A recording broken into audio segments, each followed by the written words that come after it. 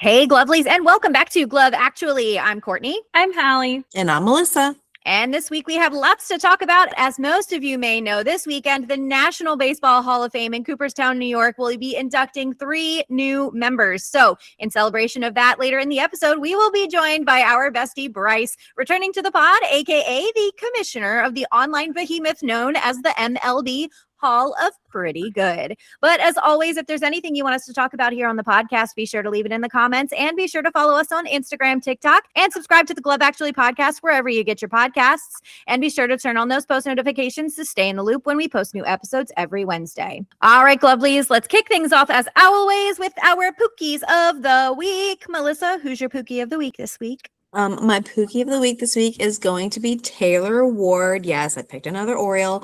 I'm picking Taylor because he got his first home run at Camden Yards the other day. He's had a few, but this was the first one at Camden Yards. And I was there, which was very exciting. And I think he also has broken the Orioles record for the most walks before the All-Star break. So I'm going to shout out, he's got 75 right now. So I'm going to shout out Taylor. He's my Pookie of the week. And you know who else I want to shout out? Why not? Because he was pretty much adorable all of this week during the All-Star break. Adley, I still love you. You're so cute. Yes. Adley was really working it. Yeah. What?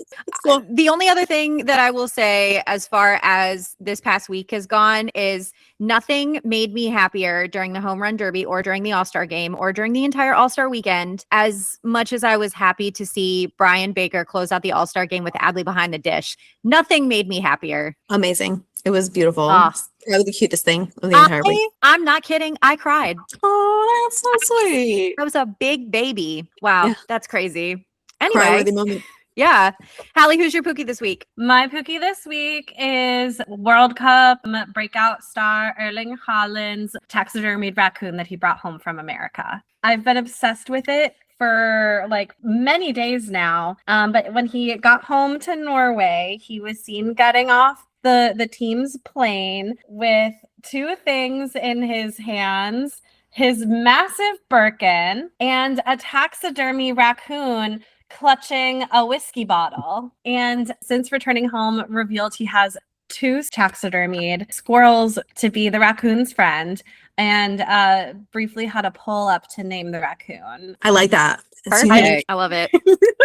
So I actually decided to go a little historical this week. I wanted to shout out one of my favorite baseball deep cuts. So my Pookie this week is Orioles and MLB legend Melvin Mora, who I know is a favorite of our friend Bash Bro Joe. Melvin Mora was one of my absolute favorite players to watch growing up in the late 90s and early 2000s. He played for the Mets before coming to Baltimore. He stayed in Baltimore for 9 additional seasons, and then he went on to play in Colorado and Arizona before he retired. He was a 2-time All-Star and also won a Silver Slugger. He was the very first player to hit a home run off the top of the foul pole at Camden Yards. And he is currently the hitting coach for the Mexican League, which I think is like really cool. Oh. Yeah. He also has 6 kids, including quintuplets, which I find absolutely fascinating. I always remember him being a staple of the O's lineup in my more formative years, if you will. And he was always really fun to watch when I got to go to Camden Yards, and especially growing up in like the Ripken Mussina era. That was definitely a good time for me. So he's one of my favorite players to like name drop in a random baseball conversation. So shout out Melvin Mora. You are my Pookie of the week this week. Love it. Flip it around, Wicked Witch. Melvin Mora, flip it around. Wicked Witch. I'm screaming. All right, Glovelies, we want to hear from you. Who is your Pookie of the week? Let us know in the comments and tag your Pookie if you can. All right, Glovelies, another big day on the pod. We are joined today once again by Bryce, the commissioner and mastermind behind the MLB Hall of Pretty Good, which gives fans a chance to recognize, celebrate, and immortalize their favorite players who fell just short of the prestige of Cooperstown. Welcome back to the pod, Bryce. Yeah, thank you guys for having me. I love anytime I get to come on. This is a great, positive baseball show, and that's what I'm all about. So thank you guys for having me on. Thank you so much for being here. We are so happy to have you back and to celebrate the Hall of Fame inductions. This seems like the perfect time for you to be here. Yeah, I love talking about the other hall whenever I can as well. You know, it's always fun discussion. Absolutely. So I would love to talk to you about the evolution of your Hall of Pretty Good. And then we're going to get into some discourse surrounding this year's Hall of Fame inductees. And then we're going to give you a rapid fire quiz and get your hot takes on not really our top 5. It's going to be a little different this week, but we are going to find out some of your favorite current players. Does that sound good to you? Yeah, it sounds awesome. Love it. Fabulous. Okay, so I know last time you were here, your Pookie was one of my big celebrity crushes, Matthew Lillard. So this week, who's your Pookie of the week? Yeah, I've chosen another actor this week. With the Odyssey coming out, I chose Matt Damon, one of my favorite actors. I'm currently, in preparation for it. I'm watching every single Matt Damon movie. Love the Bourne movies, and Good Will Hunting's amazing. Probably my favorite movie ever. So I got to go with Matt Damon. I love that I'm not confined to just picking a baseball player here, so I wanted to choose Matt Damon. Oh my God, it's Jason Bourne. So you're saying you like them apples, is what you're saying. I love them apples. Nice. And then is this movie marathon in preparation for the Odyssey? Yes, it is. Hopefully Saturday, me and my wife are gonna go see it in IMAX. Christopher Nolan, anything he does is amazing. I'm a big movie guy. I love the cast too. I think a lot of talented people. I really can't wait for that one. Oh yeah, I want to do a similar thing, but with Robert Pattinson. My wife made me watch Twilight this fall, and I really like the first one. I like the vibe the first one has a lot. It gets kind of off the rails a little bit, and some. I really hated the second one. A man came in and directed all of them after Catherine Hardwicke, and so much of what makes the first Twilight movie so charming is Catherine Hardwicke's directing style and artistic point of view. And unfortunately, blue filter that she put on the movie. Yeah. It works. It works in that movie for me. It really does. Yeah, so maybe a woman was needed to understand that source material. I could definitely see that, being a fallout. But that second movie. Out of all of them. The second book is definitely, you want to throw that book at the wall when you get to this chapter. Were you Team Edward or Team Jacob? Definitely Team Edward. Jacob, I believe he kisses her at one point when she's like, no, he's a little aggressive. I don't know. I didn't really like it. Plus, Taylor Lautner, his acting too makes it hard to be believable. I'm sorry. I like him as a person. He seems great. His performance just wasn't quite there for me on that either. So it made it hard to really believe him. Which nobody's performance is great in that one, but he stood out to me a little bit. I was really not expecting this much Twilight discourse aside from our Twilight episode that we did with Michael Welch. But yeah, Bryce knows ball. So I love it. Twilight is one of our favorite baseball movies here. It's true. It's true. There's no context for that at all. They just express their love for baseball. I don't think it's ever referenced again. No. As Hallie said, though, it is like the turning point for the entire story. So I guess so. Yeah, I love it. More baseball is always good. I agree. I would say it's pretty good, in my opinion. And speaking of pretty good, let's talk about the Hall of Pretty Good. So I personally love this concept. I think that there are so many good baseball players out there, and it doesn't necessarily take being the absolute best to change someone's life and be their favorite baseball player. So I have so much respect for what you do, and I think it's so important. So tell us a little bit. Now, for me, I know because I'm a regular voter, but for all the casuals out there, can you explain how the selection process works and how the listeners can get involved in voting and inducting people into the hall? Yeah, so I select candidates at random to, just to avoid personal bias. So I filled out a wheel of 1,000 names and I spin it every week. And so that's how I determine the candidates. But as far as voting goes, it's every Wednesday and Saturday, usually around 3 p.m., depending on what my work schedule is like. I try and get it out at 3 p.m. And then voting lasts for 24 hours. You can vote just in the caption of the post, free to vote, easy to vote, And then if a player has 65% or more of the vote after 24 hours, then they're inducted into the Hall of Pretty Good. It's as simple as that.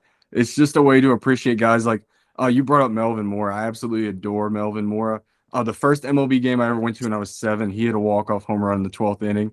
I've got his Old Bay bobblehead with Brian Roberts right in front of me. But it's to honor guys like that. The guys who definitely left a footnote on the history of baseball, but there's really no way to talk about them in the current social media landscape, because MLB wants to promote current players like Shohei and Aaron Judge, and I get it, and that is necessary, but I don't want to forget about all my favorites from 15 years ago. So sorry, that was a little bit long-winded, but that's kind of just what the Hall of Pretty Good stands for.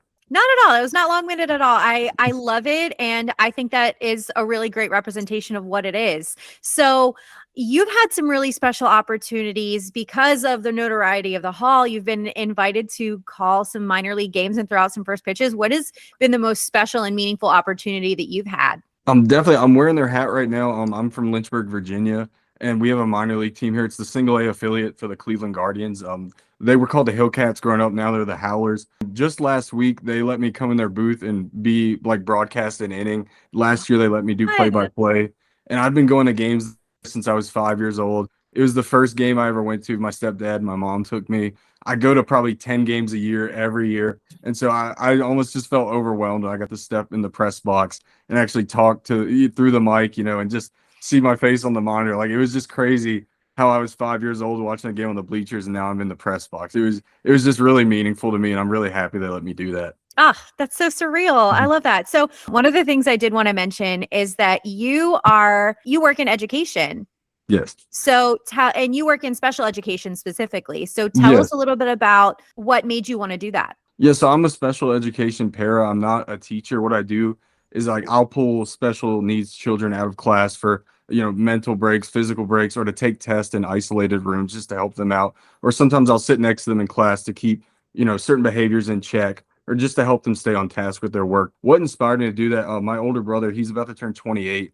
His name is Logan. He has apraxia, so it affects his fine motor function, speeches. What happened to him? He stayed in the birth canal too long a little bit and lost oxygen. In a way, he looks about like a 30-year-old man, but it's kind of like he's 7 years old mentally. And so I'd watch him, so my parents could go out and stuff like that. And so I kind of felt like for 18 years of my life, I was almost training for that job. And so I kind of felt called to do that, and it's something like, no matter how big the Hall of Pretty Good gets, which it's not making money now or anything, I don't think I could ever fully leave that job. It means a lot to me to do. Of course, absolutely. And I think meaningful work, it's going to win out every time. So that's Thank you. Awesome. So back to the Hall. I would love to know what you personally think makes someone pretty good, in your opinion. It's hard. People want me to kind of statistically define it, and I don't really believe in doing that. It's kind of just like if you sat around with your friends right now and you named old ball players, would they come up in a conversation? And if they come up in a conversation when you're sitting with your boys or with your girls, if they come up and you reminisce and you're like, man, that was a pretty good ball player. It's just, that's all it takes, really. It's just, if you want somebody remembered, we just want to remember them. There's no real statistical benchmark. Some people want it to be like 1,000 hits or 5 years played. It doesn't really need to be that. It just needs to be, if you want to appreciate them, then go appreciate them. Love it. Absolutely. I was going to say, as a registered Hall of Pretty Good voter, I do have like my personal methods for, and that's totally voting okay for people. But a lot of times, and I'll get more into that a little bit later, because I do specifically have I have a point to make, I promise, later in the episode. I feel like one of the criticisms that I see most often in the comment section is that people think that people just get in too easily, but I feel like that's just kind of the point of the Hall, is to recognize people. I've always said, anywhere I go, anytime any asks me, that is literally the point. Like, that's what it is. Obviously people aren't going to get voted in. I think we have nearly 25 candidates who haven't gotten in, with 82 that have gotten in. So, I mean, so people once or twice a month, somebody isn't going to get in. So the voting still matters, and it is still interesting, but it is meant to be, not something that's gate kept or something that's necessarily prestigious. I want as many players to be appreciated as possible. I do also love that you have like a separate wing for like special recognition. Mm-hmm. And I know today we were talking about inducting Pablo Sanchez from Backyard Baseball. Yeah, so, I mean, why not? I was going to say, guidelines, have some fun with it. Exactly. And everybody in the comments was like, I think Pablo Sanchez is a little past pretty good. I know. You gotta get like Kenny Kamaguchi in there.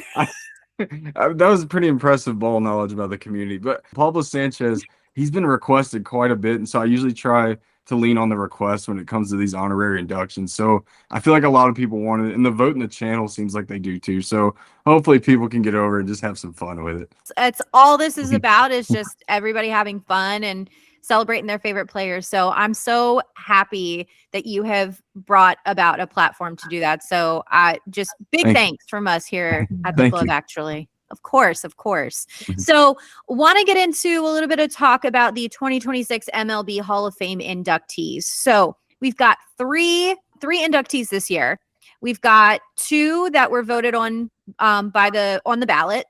And then we've got a third, Jeff Kent, from the Giants, who was elected by the Contemporary Baseball Air Committee. So we're inducting Carlos Beltran and Andrew Jones this year from the ballot. Out of curiosity, do you feel as though they were deserved, undeserved? Bryce, what are your thoughts? I actually think all 3 of these did deserve it. Jeff Kent, the only reason he didn't get in earlier is because he was known to be kind of a jerk to the media, and the media tends to hold that against you in voting. So I didn't really like that.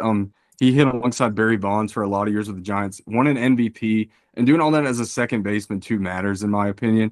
Andrew Jones, I love this pick. I thought he always should have been in. They made him wait 9 years, and that's probably because once he turned 30, it's like he just forgot how to be a superstar level player. But what he did in his whole 20s warrants a Hall of Fame induction to me. Defensively, there's probably nobody better, really. So well deserved. And then Beltran, he was interesting due to the implications with the 2017 Astros. Probably would have gotten in sooner if it weren't for that. I believe he even once was in line to manage the Mets, and then he wasn't allowed to take that job because of that. So there was always going to be some people against him getting in. But that also probably opens the doors for maybe somebody like Jose Altuve to get into the future too. But I really like all 3 of these selections. I think sometimes I really hate the way the voters decide. I think they're a bunch of grumpy old men, but I do like what they did this year, in my opinion. Definitely. Melissa, Hallie, do you got any opinions on this year's inductees? No, ma'am. I do not. It's awful. I do not. No, seriously, like I am, as far as like older baseball players, like I never didn't start paying really close attention until about 3 or 4 years ago. So like a lot of these names are just like, I'm a loser when it comes to this. I'm sorry. It's okay. Everybody has their, and I've said it before and I'll say it again, everybody has their own like barrier to entry as far as baseball is concerned. Some people really like looking at former players, and some people are just focused on what's going on right now, and that's totally fine. So Or vibes, right, Hallie? Exactly. yeah, Some of us are more worried about what the mascots are doing. So it's true. I'm This- like, I know that's going to be announced this weekend, but if Jen Met is not inducted into the Mascot Hall of Fame, Oh, I will riot. I might have to go into town and storm the place and put up a poster of her over whoever is inducted this year. This episode just happens to be for, those folks out there who, they've got a lot of player knowledge from years past, and that's totally fine. Like I said, I'm everyone's really got their- prepared in a few more years. I'll be ready. Yeah. We'll be so ready. Out of the folks who were left on the ballot and not inducted this year, Bryce, who do you think got snubbed? Nobody. I think it's very likely that maybe nobody on this list gets in except Chase Utley. These guys, they're superstars of the 2000s. I loved them growing up. They're not Hall of Famers. I just don't think any of these guys necessarily scream Hall of Fame to me. I know I try to be upbeat and stuff, but I know how that committee votes, and so I just don't think it's going to happen. I got I you. take exception to that, though, as a Minnesota girl, and I am just realizing he was on the ballot now, but Torrey Hunter is a superstar to me, and I think he is Hall of Fame worthy. Well, But this that's is his 6th time being on the ballot, so in a few years, maybe he'll be on the Hall of Pretty Good ballot. Because You he never is know. pretty good.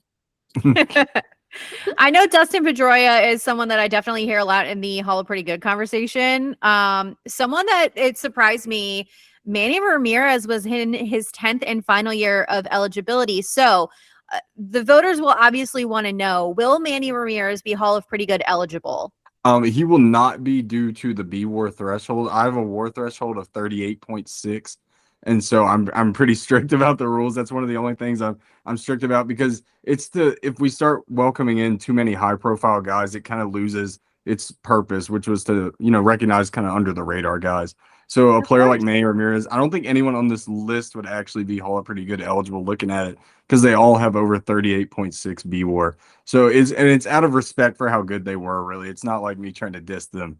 Because Manny Ramirez was the only, this was his last year on the ballot player, I definitely wanted to highlight him. Alex Rodriguez does have 5 more years of eligibility, so all is not lost. You never know. He did get 40% of the vote this year, so you never know. Chase Utley, did get 59.1%. So there's always that chance that those numbers could be boosted in the next couple of years. I definitely think you're right there. But yeah, Like their SAT score was too high or not high enough for the Ivy Leagues, but yeah, you or know, too high. They don't want to go to state. yeah, exactly. Yeah. I do think baseball and the committee, sorry to get a little deep into this, it just fascinates me. Oh, I think good. they're going to have to kind of change the way they view Hall of Famers down the line because guys just aren't having the same type of careers that they had 20 and 30 years ago. Like, look at starting pitching, for example. Like, Scherzer and Verlander are a dying breed, and we already know their Yeah. careers are coming to an end. There's not Mhm. any current starter, maybe Skeens, but he's still early in his career, that it looks like they're building a body of work like that. So I think the voting committee is going to have to kind of open up their own personal criteria, or else we're not going to really see any more true Hall of Famers. We've spoken previously. We've been asked if there was a rule that you could change in baseball, what would it be? And personally, I think the way that the pitch clock has impacted the game is definitely tearing these guys' arms up. So, and I think that's the main reason you're not seeing that same level of production, and the culture surrounding pitching has just completely changed. So I definitely think you're right. I think that is going to be a distinct shift that we're going to start seeing in what, like 15-ish years. Definitely, I'd say so. Yeah, for sure. So one more thing that I wanted to touch on before we get into our rapid fire quiz.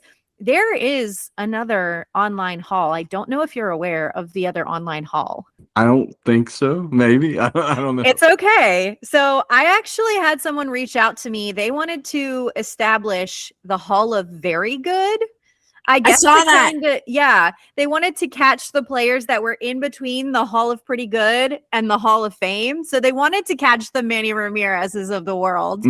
So if someone wanted to kind of spearhead that, would that person have your blessing? Let me know your thoughts. So when I first started doing this, like this has happened since I started voting. It used to really piss me off, if I'm being honest.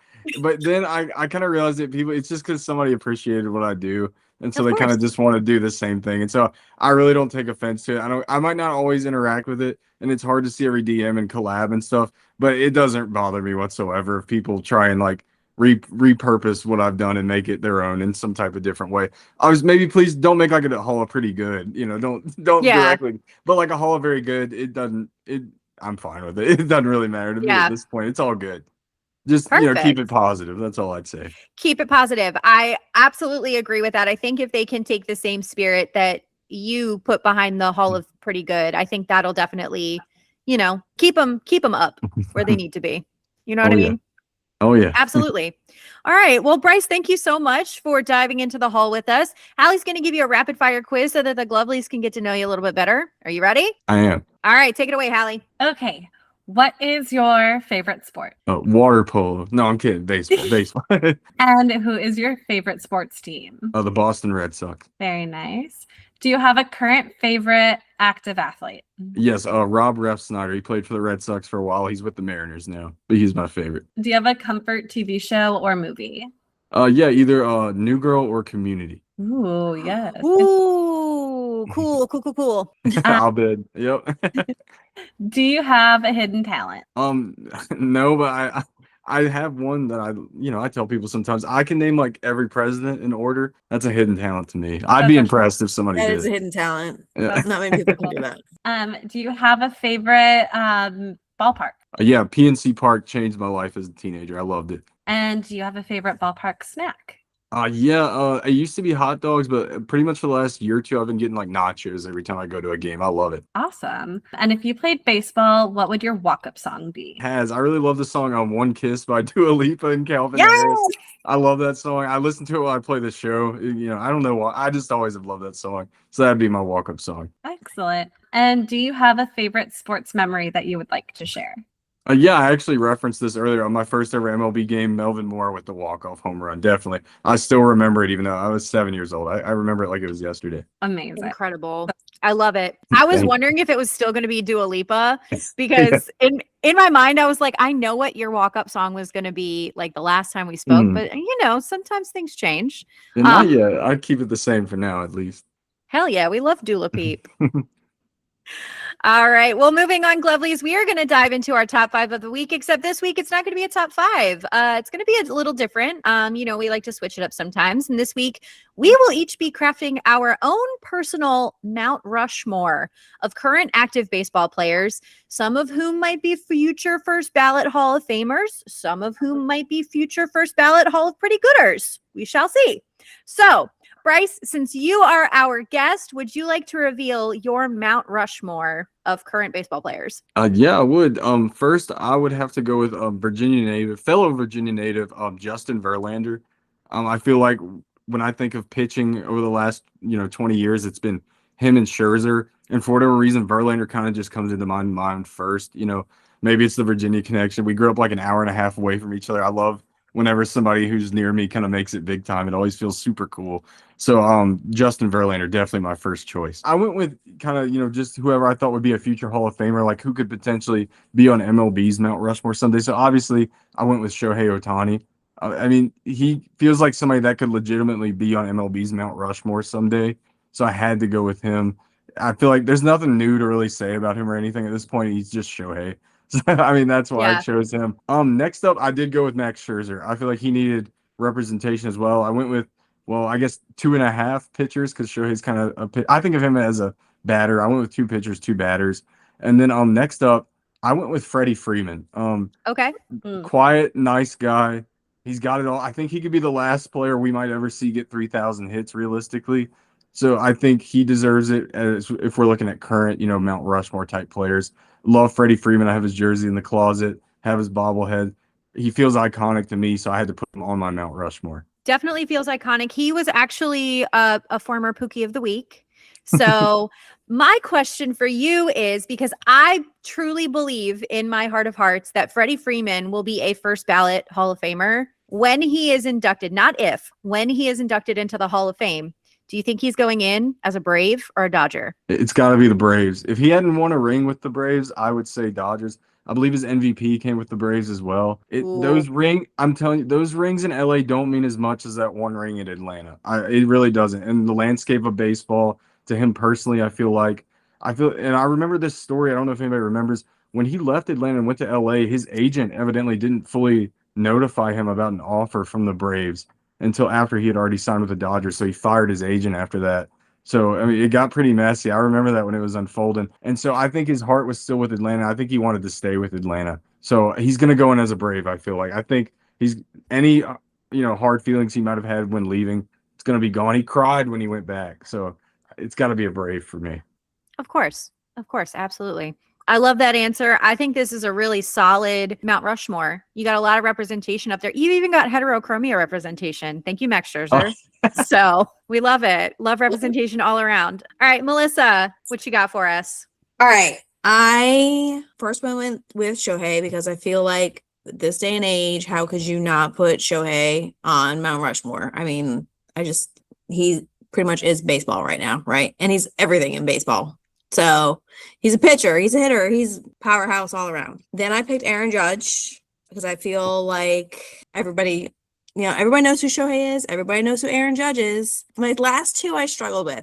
I didn't want to go all Orioles, right? I tried to not pick all Orioles. Diversifying, I love it. I tried. Okay, so I originally said Bryce Harper, but I thought about it some, and even though he's an Oriole now, I feel like Pete Alonso really became Pete Alonso as a Met. So I'm going to say Pete Alonso, but from his career as a Met, not so much as an Oriole, because obviously that side of his career is still evolving right now. Well, what he's done as an Oriole so far. And he's done as an Oriole so far is pretty fabulous, but he's Pete Alonso because it's of who he was with the Mets. And then I did for an Oriole, I had to have an Oriole, right? I'm going to predict for the future Samuel Basallo. I feel like Samuel Basallo has the potential to be very great in the future. I think he's going, and we have him for such a long period of time. Yeah.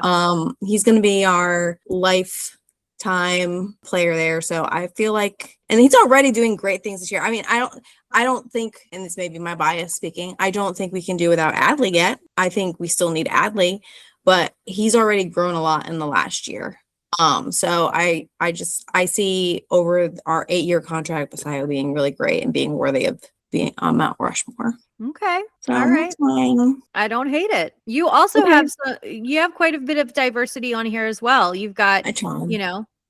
you've got different positions, you've got different age ranges, you Yeah. got different teams. I love it. It's Okay, thanks. I tried. well I tried balanced. to be better. The Mount Rushmore of vibes. All right, Hallie, what you got? I'm so happy everybody did like actual like this could be a Mount Rushmore of contemporary baseball. I went with the Mount Rushmore of who I get the most excited to see doing something. Hold on. I want to see if we can guess who's on her Mount Rushmore. Okay, yeah. I have like 6 guesses. It's also because Courtney, how many baseball players' names do I know off the top of my head? 6. Like 6, yeah.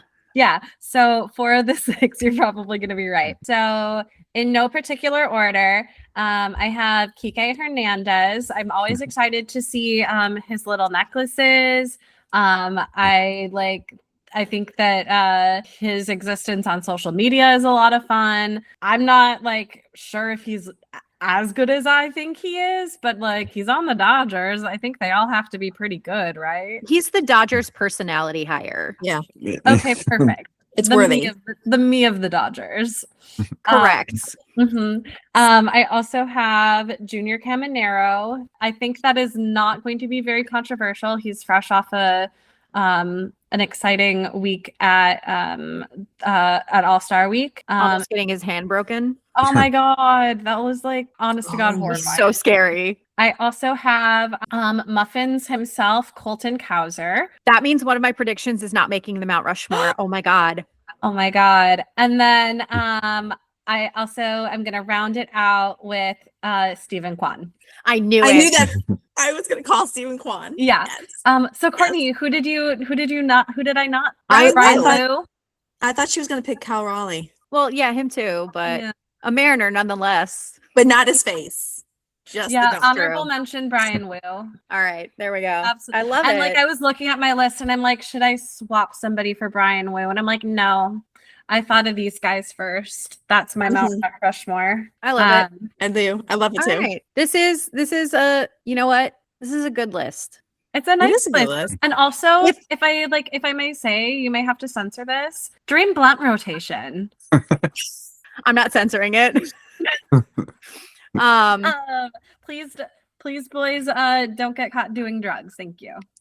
Okay. So my personal Mount Rushmore, I'm going to start with my honorable mention. He did not make my Mount Rushmore. However, Chris Sale almost made my Mount Rushmore. There is one person on my Mount Rushmore that I think it might be an obvious swap, but it's me, so it will never be.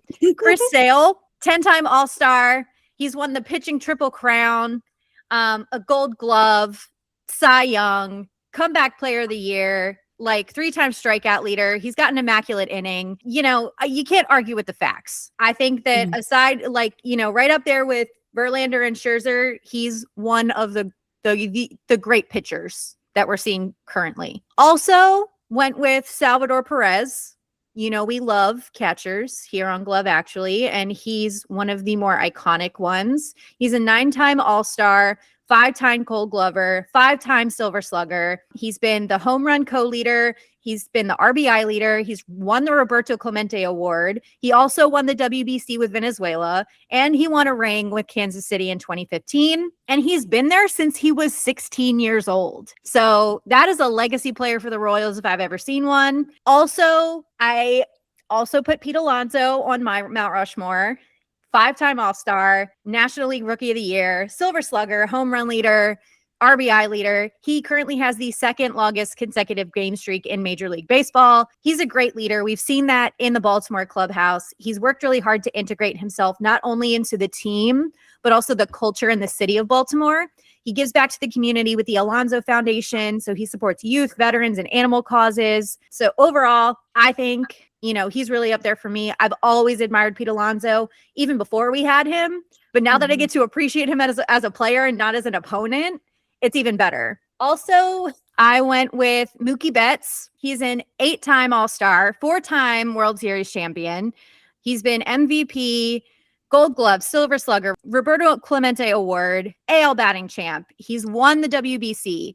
He also has the 50/50 Foundation, which supports youth with resources for financial literacy, nutrition, and mental health.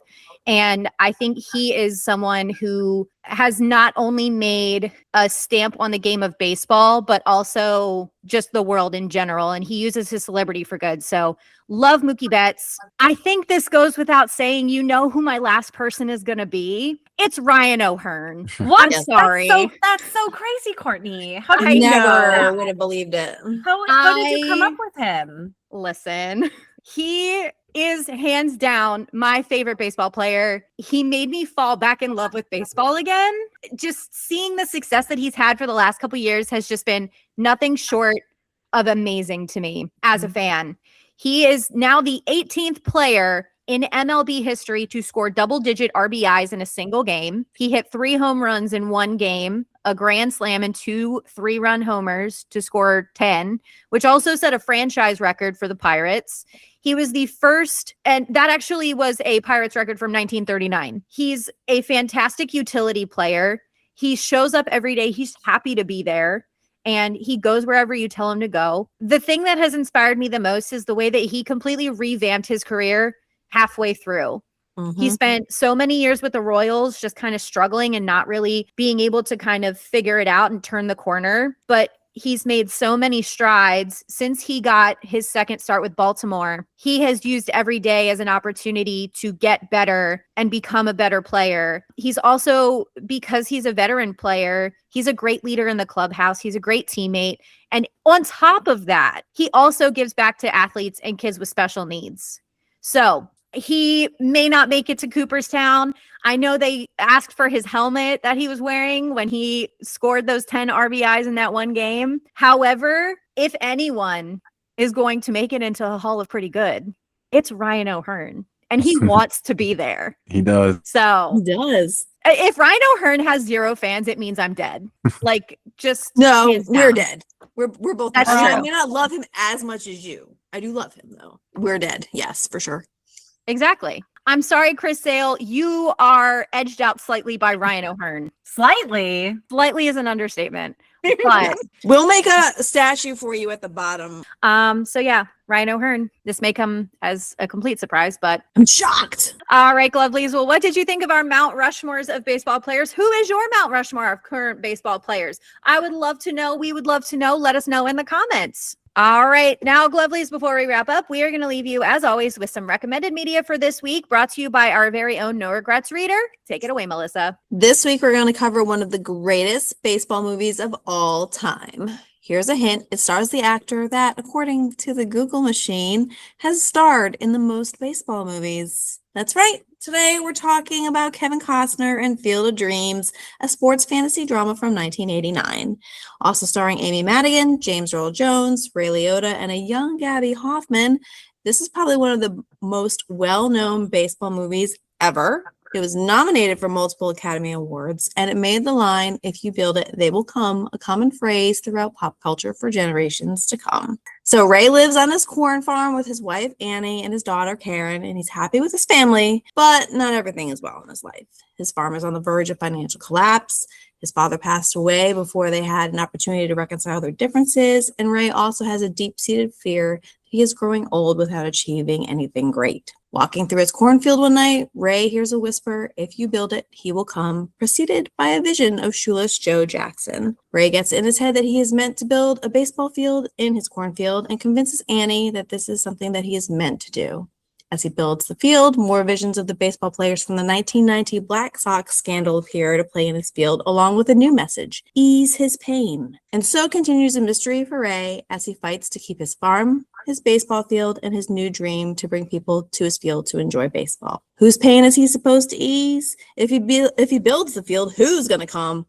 The mystery evolves and seems at first to be a mission to give others a chance to fulfill their lost baseball dreams. But really, it all comes down to an opportunity to reconcile a broken relationship with his deceased father. So why is this one of the most famous baseball movies of all time? It is one of those movies that makes you ask yourself, how can you not be romantic about baseball? At one point during the movie, shoeless Joe Jackson steps onto Ray's homemade baseball field and asks, "Is this heaven?" How many of us that are true baseball fans have asked ourselves the same questions stepping into a baseball stadium and looking down upon that beautiful field. And the movie even inspired 2 neutral site regular season games in Iowa at a field constructed near the original baseball field created for the movie. The first game was in August 2021 between the White Sox and the Yankees, and the second game was in August 22 against the Cincinnati Reds and the Chicago Cubs. At both games, scenes from the movie were recreated, including a moment between Ken Griffey and Ken Griffey Jr. playing catch, similar to the final scene in the movie. So Field of Dreams is definitely in the Hall of Fame for best baseball movies ever. And if you've never seen it, it's time to give it a try. Because if you watch it, the love of baseball will come. That's so good. I love it. I wish they still did the Field of Dreams. I was like, why do they not still do that? I mean, I guess COVID kind of like messed things up because they were supposed to start doing it sooner, apparently. Maybe. So, yeah. Maybe I was going to say because it's like a smaller town, maybe they just don't have the infrastructure to like handle that like influx of visitors. Yeah. Maybe. I don't know. But still, like, you know, all that conversation that we've had, like how the middle of the country doesn't really have baseball. Like, they should do it there. They should. I completely agree with you. I love how you put that in. It's in the Hall of Fame for best baseball movies ever. It's actually coming back on August 13th this year. The Field of Dreams. Are you for real? The Twins are going to play the Phillies. I thought once you guys were talking, I had heard something about it. So yeah, August 13th, the Twins will play the Phillies. Oh my God. I love that. Allie, the Twins. Wow. Awesome. We might have to make a little like a pilgrimage. Someday. If they do it again. Maybe. We should. I don't know. Love actually covers the Field of Dreams game. I like it. Please. Yes. MLB gods, you're hearing this, right? I love it. All right, Melissa. Well, if our listeners want to make comments about this recommendation or make recommendations of their own, where can they find you? Oh, they can find me on. Sorry. Are you They can find me okay? on Instagram. Yes, I'm laughing because of what I'm about to say. They can find me on Instagram, Facebook, and now TikTok Oh my God. at no_regrets_reader. For those of you who were not present during our All-Star Game and Home Run Derby TikTok live sessions, Melissa was trying desperately to be added to our live, and for whatever reason, she couldn't get in. So please go follow her on TikTok for the love of God. Follow my It was positive crazy. Oriole vibes account, please. Not the no regret. Yeah. Follow positive Oriole vibes. Follow Oh. both of them. Yeah, you could do that too. All right, Glovelies. Well, I would love to take a moment to shout out the one, the only Bryce from the Hall of Pretty Good for joining us today. Bryce, where can the Glovelies find you and the Hall of Pretty Good if they want to follow more of your content? At MLB Hall of Good on Instagram. That's pretty much the only place I really focus on. So that's where you can find me. Amazing. Yes. And as he mentioned earlier, voting is on Wednesdays and Saturdays most of the time. So all of you folks out there who want to become registered Hall of Pretty Good voters, make sure you follow along and pay attention Wednesdays and Saturdays for the votes. All right, Glovelies. Well, that's going to do it for this episode of Glove Actually. Once again, I would love to thank Bryce for joining us and thank you all for listening. Be sure to follow us on Instagram, TikTok, and subscribe to the Glove Actually podcast wherever you get your podcasts. And be sure to turn on those post notifications to stay in the loop when we post new episodes every Wednesday. All right, folks. What are we looking forward to most this week in the world of baseball? Who do you hope has fun this week? Bryce, what you got? I hope my favorite player, Rob Refsnyder, has fun this week with the return to baseball. He's having the worst season of his career. It's not looking good. I'm worried he's kind of in like a DFA / get released type spot. It might be it for him. So I hope he can pick things up in the second half. So I hope he has a good week. Love that. Hallie, who do you hope has fun this week? The Guardians are coming to play the Rays. And so I hope everybody who goes to that game or that series has fun this week. That's AKA me. Courtney and some of our other friends. Yeah. Nice. All right. Melissa, who do you hope has fun this week? I hope Blaze Alexander has a good week this week because if you all didn't see it, Blaze took a pitch to the hand and it broke his hand and it actually almost caused a fight and everyone from the bullpen came out. So that was exciting, but who knows how bad this injury is. I'm hoping it's not an injury that's going to take him out for the rest of the season, but it You might never know. be. So yeah. So Blaze, I hope you're having a good week and you got good news during the All-Star break. Yeah, well, soon, baby. This week, currently at the time of this recording, the most recent Hall of Pretty Good inductee is Alex Gordon, formerly of the Kansas City Royals. He was inducted as the 82nd inductee into the Hall of Pretty Good Inner Circle with a 97% majority of over 39,000 votes, with over 190 career home runs, a 257 batting average, 748 OPS, and a 338 on-base percentage, which, fun fact, that is the metric that I use to vote. If you have over a 300 on-base percentage, you get a yes vote from me. That's actually not On bad. all my accounts. That's not bad. That's not a bad way to look at it, really. I play Moneyball on this. So I'm like, can you get on base? Because if you don't get on base, you can't score. But that's also my argument for why they need to start including impact slugging as a measurable stat. Because you don't necessarily contribute only by getting on base. If you advance the runners, you're still contributing. But like I said, on base percentage is the metric with which I use to make my Hall of Pretty Good votes. So if you have over 300 on base percentage, you will be getting at least one yes vote from me. So also, fun fact, Alex Gordon is the second Hall of Pretty Good member to be explicitly mentioned on the podcast, right next to former Pookie of the Week, John Axford. Who Love John Axford. I'm still waiting for my hug. Yeah. Yeah. Where's Yeah, my he did hug say- at? I don't know. He said he's gonna give everybody one. So we should all meet guess- up and make him hug like 40,000 people one day. Yeah, giant hug line. You name the time and place, John Axford. Let me know. We'll hug. It'll be great. Well, this has been Glove Actually. I'm Courtney. I'm Hallie. I'm Bryce. And I'm Melissa. Thank you so much for joining us today. Have a pretty good week, Glovelies. And as always, be kind, keep it cute, and stay glovely. Lovely. Lovely.